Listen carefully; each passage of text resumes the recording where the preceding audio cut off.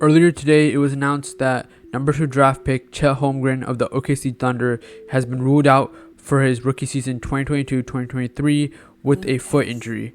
The injury isn't so much of the issue, it's just more if this will impact him for the rest of his career. I mean, guys who've been injured in the rookie season or even missed their entire rookie season includes players like Ben Simmons, Joel Embiid, Julius Randle, Blake Griffin, Zion Williamson, LaMelo Ball, and even Cade Cunningham. All these guys missed parts of their rookie season, if not their entire rookie season, and a lot of them turned out to be fine, great players. So I'm not too worried for Chet. It's just whether, because of his frame and size, is something that we should look into for the rest of his career. Chet is really tall. He's 7'1", but only weighs 195 pounds. I mean, to put that in comparison, most NBA guards weigh around the 200 area, and Kyrie Irving weighs 195 pounds. Other than Chet, the next skinniest 7-footer is none other than fellow Thunder teammate Alexei Pokusevski. They make up with a duo they call the Thin Towers. But other than these two, the next skinniest guy, I mean he's not really skinny, is Kristaps Porzingis of the Washington Wizards, who comes in at 245 pounds. That is a whopping 50 more pounds than Chet weighs currently. For his height and for his build that he is, Chet just does not weigh as much or doesn't have as much muscle as needed to play the center or big man position, as we saw Kenny Lofton absolutely dominate him in Summer League. But it's not over for Chet. I think Chet can still be a really good player in this league. He needs to put on some muscle. He needs to develop a stronger frame so he can be less injured. And especially for 7-footers, that's a very injury prone position regardless of your weight. Like, it doesn't really matter if you're 260, 300, or 195. 7-footers are also very injured because of their back problems and other problems that come with their height.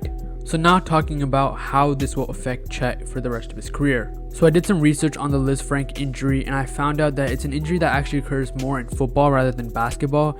Some football players who got the lisfranc injury include Le'Veon Bell, Julio Jones, and Santonio Holmes. So the lisfranc ligament helps stabilize the middle of the foot and preserves the arch of the foot. It can take a longer time for athletes to heal from a lisfranc injury compared to other injuries in the foot, and it definitely will need some type of surgery. That's why he's going to be out for the whole entire season they're projecting. Some NBA players who've actually got this injury are Udonis Haslem and Ronnie Brown.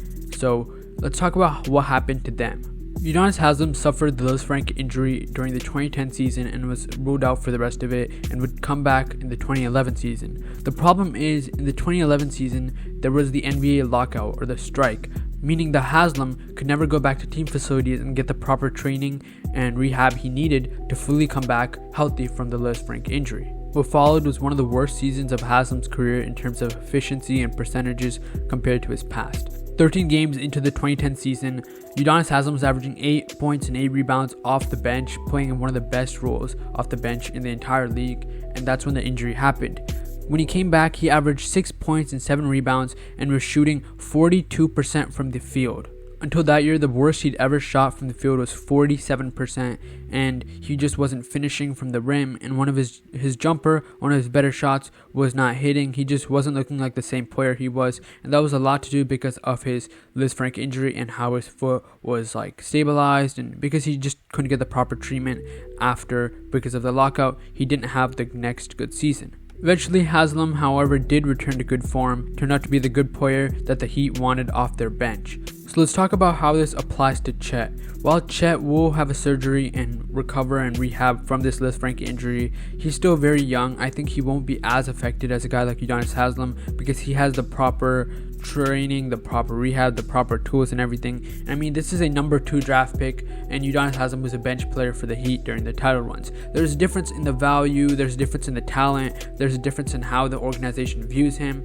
So Chet Holmgren has a big future, and Sam Presti said he's going to stay with the Thunder in Oklahoma City for a long time. It just, a lot of players have missed the rookie season and turned out fine. I mean, Joel Embiid missed 2 years almost and even had an injury-riddled rookie season. Look where he is now. He's having MVP seasons back to back, but we'll see. This lisfranc injury isn't a nice one to have, especially if you're a professional athlete, and it's becoming more common in athletes over the past 10 years.